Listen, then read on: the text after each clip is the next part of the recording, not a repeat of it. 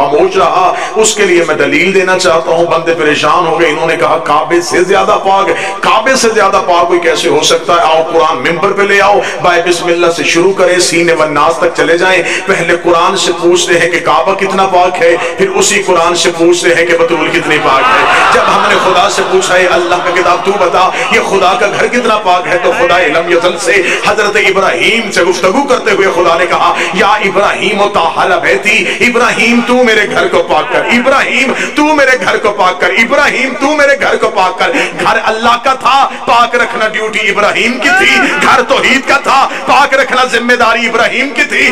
اب خدا سے پوچھ کے بطول کتنی پاک ہے، اب توحید کا لہجہ ہی بدل گیا، اب قدرت کے تیور ہی بدل گئے۔ آواز انما یرید اللہ لیذھب عنکم الرجس اہل البیت ویطہرکم تطہیرا، بطول میرا ارادہ ہے تجھے میں پاک رکھوں گا۔ کعبے کو ابراہیم پاک رکھے، بطول کو توحید پاک رکھے۔ کعبہ اتنا پاک ہے جتنی ابراہیم میں طاقت ہے، بطول اتنی پاک ہے جتنی توحید میں طاقت۔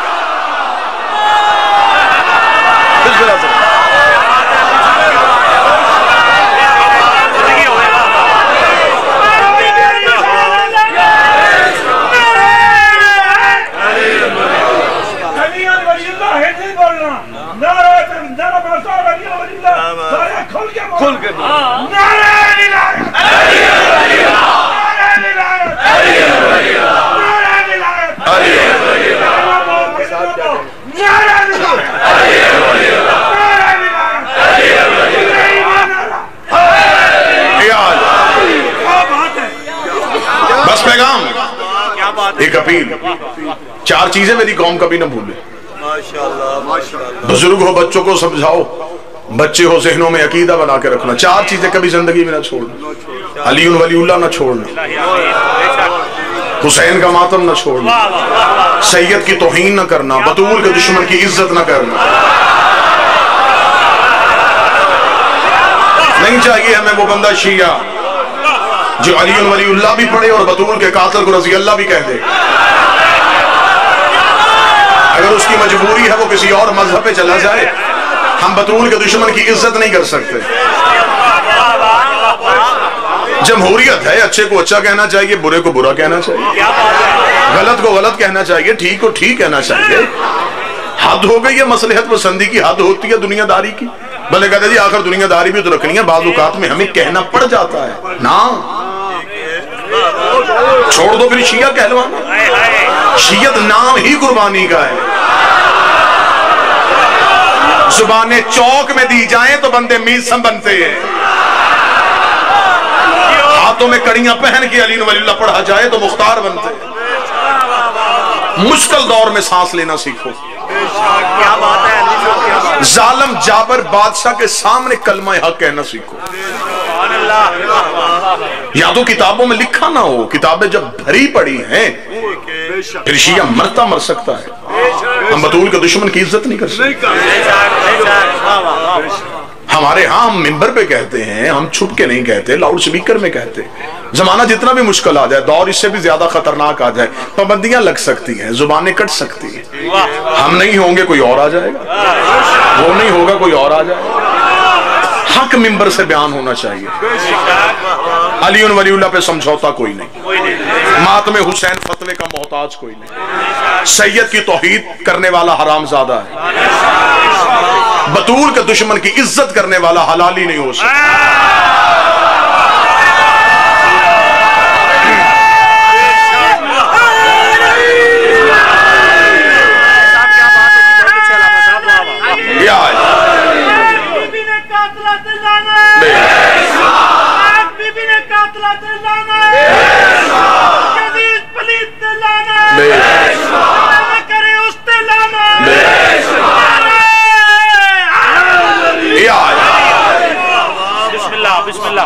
لوگ ہم پہ اعتراض کرتے ہیں جی ٹھیک ہے جی برملا چوکوں میں ببانگے دہل، یہ لعنت نہیں کرنی چاہیے، یہ کام ہم نے نہیں شروع کیا، یہ توحید کا دیا ہوا طریقہ ہے۔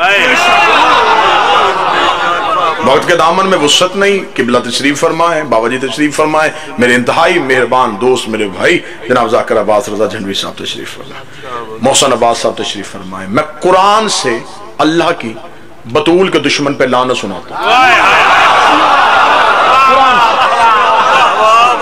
फिर उसके बाद तो कोई एतराज नहीं। कुरान से देखते हैं कि अल्लाह ने बतूल के दुश्मन पे लानत की है या नहीं। अगर निकल आए कुरान से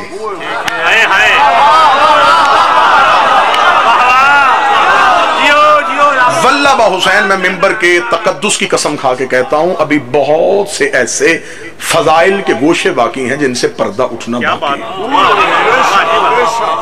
हम लकीर के फकीर बन के चले आ रहे हैं, कोई नई तहकीक नई रिसर्च है ही नहीं।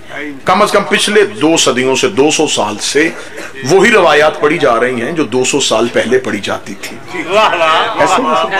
देखिए, तहकीक रोजाना बदलती है, रिसर्च रोजाना तब्दील होती है।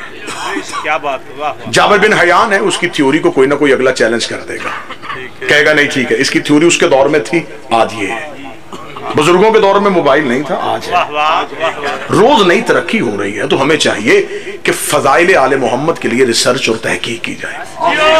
जिन किताबों में फजाइल आले मोहम्मद थे, ना उनका उर्दू में तर्जमा किया गया, ना उन्हें पाकिस्तान की मार्केटों में बल्ले बर्रे सगीर पाक को हिंद की मार्केट में नहीं आने दिया। अरब में वो सारा कल्चर मौजूद है, अरब में वो सारा लिटरेचर मौजूद है, अरबी जुबान में मौजूद है। हमारी मजबूरी ये है कि जो अरबी पढ़ लेता है वो फजाइल पहुंचाता नहीं। मजबूरी सुनाने लगा, पूरी जुर्रत के साथ बाबा जी मैं मजबूरी सुनाने लगा। क्या बात है जी, क्या बात है। जिन्होंने अरबी पढ़नी है, हमने उन्हें मदारस में भेजा, वो मदरसों में गए, उन्हें पता चला कि ये अरबी जुबान है। जब उन्होंने किताबें पढ़ी, अब उन्होंने पर्दा डाल दिया। जब हम जमाना तालिब इल्म मदारस में पढ़ते थे तो हमें भी कहा जाता कि ये ऐसी रवायात हैं जो आप अवाम में ना पढ़िएगा। क्यों? इसलिए ये लोगों का अकीदा खराब हो जाएगा। अभी लोग इस काबिल नहीं। मालिक का फरमान है कि हमारा हर फजाइल, मौला का फरमान है, हमारा हर फजाइल हमारे चाहने वाले के सामने पढ़ा करो। अगर उसमें ये चीज हुई कि वो हमारा फजाइल बर्दाश्त कर सके तो हम उसे या तो मार्फत अता कर देंगे या फिर उससे वो फजाइल ही वापस ले लेंगे। उसे समझ ही नहीं आएगा। क्या बात है, क्या बात। उसके यहां से गुजर जाएगा। अब यहां तक कि बस एक दलील मैं दूंगा, एक बात, मुबाहला पढ़ा गया, पढ़ा जाता है, सुनाया जाता है। खुदा ने कहा कि फकुल तालू नदु अबनान व अबनाकुम निसान व निसाकुम व अनफुसन व अनकुसुम सुम्मा नब्तहिल फनज्जल लानत अल्लाह अल काज़िबीन। खुदा ने कहा ये बेटे लेके आए, हम बेटे लेके आते, ये निसा लेके आए, हम निसा लेके आते, ये अपने नफ्स लेके आए, हम नफ्स लेके आते। ठीक है जी, ऐसे ही मुबाहला पढ़ा गया।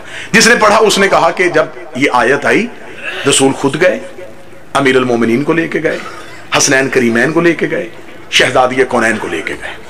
ये 5 हस्तियां मैदान मुबाहला में गई, यही पढ़ा गया। ये बताया गया कि इधर से ये 5 आए, ये नहीं बताया जाता कि उधर से कौन आए थे। मार्फत वाले ये बताया गया कि इधर से ये नहीं बताया गया कि उधर से कौन। मैं बड़ी जरूरत के साथ और बड़े खुद एतमादी के साथ इसलिए पढ़ रहा हूं कि मेरे पीछे जो तो जाकर बैठे हैं इंतहाई सैयद और फकीर परस्त है। और वाजिबुल एहतराम बाबा जी तशरीफ फरमाए, सैयद तशरीफ फरमाए, पूरा मजमा अल्हम्दुलिल्लाह मुझे एक एक चेहरे पे शजरे की किताब खुली हुई नजर आ रही है। अली वलीउल्लाह चेहरों पे शजरे बन के खुला। इधर से ये 5 आए, उधर से कौन आया था? अकल तस्लीम नहीं करती कि उधर से ईसाइयों की औरतें आए और नबी मुकाबले पे सैयदा को ले जाए। अकल तस्लीम नहीं करती कि उधर से पादरी आए, इधर से अली चले जाए। ये कोई मुकाबला नहीं हो रहा। फिर यहां मिंबर से एक दलील पढ़ी जाती है। मैं इंतहाई माजरत के साथ इमाम हुसैन का सबसे छोटा जाकर हूं, मैं पहले दलील पढ़ूंगा, उस दलील के बाद फिर उस दलील पे तहकीक पढ़ूंगा। दलील ये दी जाती है कि यही पंचतन इसलिए गए थे कि खुदा ने कुरान में कहा था कि सच्चे लेके आना। जिसने माँ की गोद से लेकर अब तक झूठ ना बोला हो, लिहाजा नबी इन्हें लेके चले गए। मुझे माफ कीजिएगा, ये उनके अकीदे में बड़ी बेहतरीन बात होगी, लेकिन इसमें तौहीन है। नबी के घर में सच्चों की कमी नहीं थी, ये तौहीन हो गई। नबी के घर में कोई सच्चों की कमी थी? چلے میں اگلی جملہ کہنے لگا، اگلے جملے پہ اب مجھے جو تحقیقی بندے اب انہیں مجھے کتاب چاہیے۔ نبی کے گھر میں سچوں کی کمی نہیں تھی، اگر سچا ہی چاہیے تھا نبی کے گھر میں ابو ذر جیسا سچا تھا، جس کے بارے میں خود نبی نے حدیث کہی ہوئی ہے کہ ابو ذر سے زیادہ سچا زمین نے اٹھایا نہیں، آسمان نے سایہ کوئی نہیں کیا۔ سچی مستور چاہیے تھی تو گھر میں شہزادی فضہ موجود تھی، جن کا سلمان جیسا سچا ہو، جن کے نوکر سچے ہوں، پھر سردار کیوں گئے؟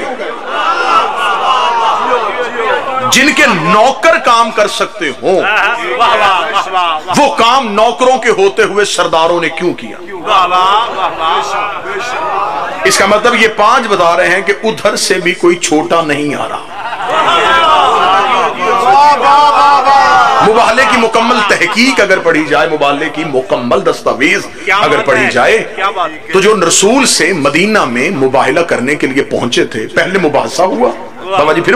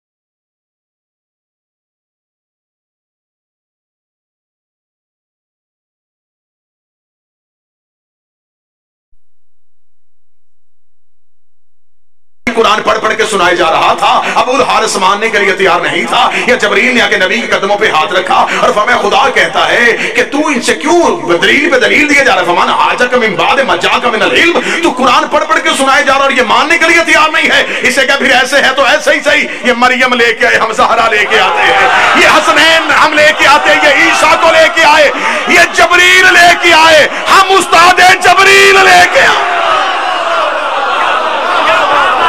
انہیں کہو پھر ایسے ہے۔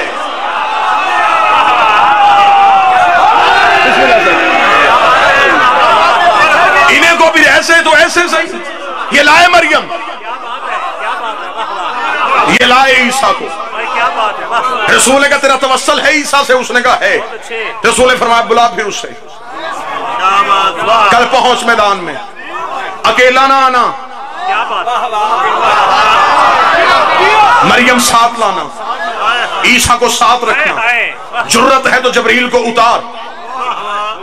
ابو الحارث نے کہا ٹھیک ہے، میرا توسل ہے عیسیٰ سے، میں بلاؤں گا، اس کے مذہب کی بات ہے، تو کہہ رہا آخری نبی ہے، عیسیٰ اگر آ گیا زمانے میں پھر زمانے میں عیسائیت ہی ہوگی، پھر کوئی نیا مذہب نہیں آئے گا۔ رسول نے کہا ٹھیک ہے، اتار عیسیٰ کو۔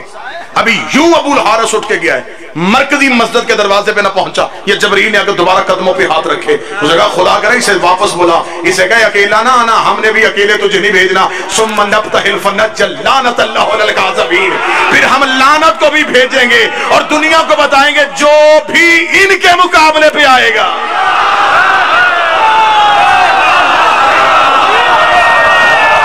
جو ان کے مقابلے پہ آئے گا، ابھی تفصیلات کا وقت نہیں، تفصیلات کا وقت ہوتا میں مکمل مباحلہ آپ کو سنا دیتا۔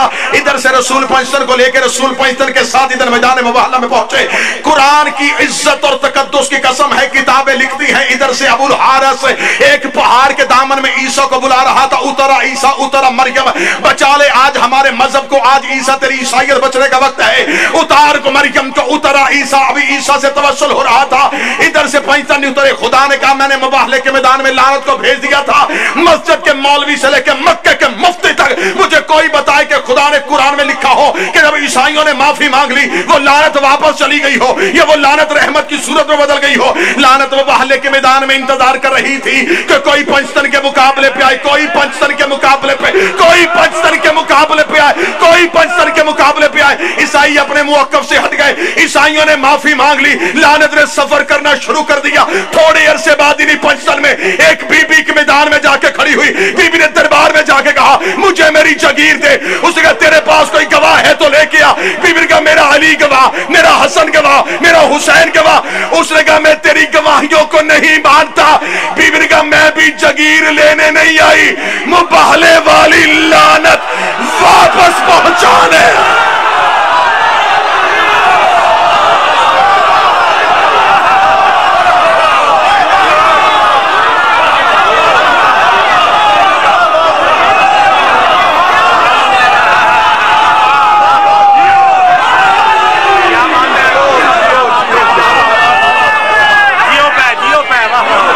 میں بھی تجھ سے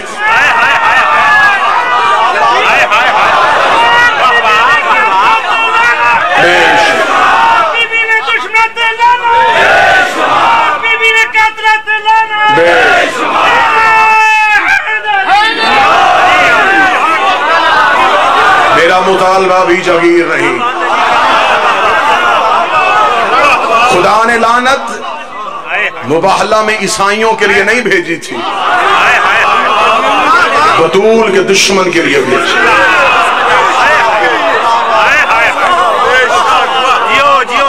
کیا بات ہے؟ گئی شہزادی مباہلے میں اس لیے تھی، کھڑی ہو کے مباہلے میں بتاؤں جو میرے مقابلے پہ آئے۔ قرآن رکھ میرے سر پہ۔ مباہلے کے میدان میں ابو الحارث نے اپنے سر سے امامہ اتارا، قوم کے سامنے جا کر جس کے پاس جو ہے میرے امامے میں رکھو۔ انہوں نے کہا معافی مانگ لی، اب کیا چاہتا ہے؟ اسے کہا شرم نہیں آتی؟ اتنے بڑے نبی کی بیٹی چل کے آئی ہے، خالی بیٹی۔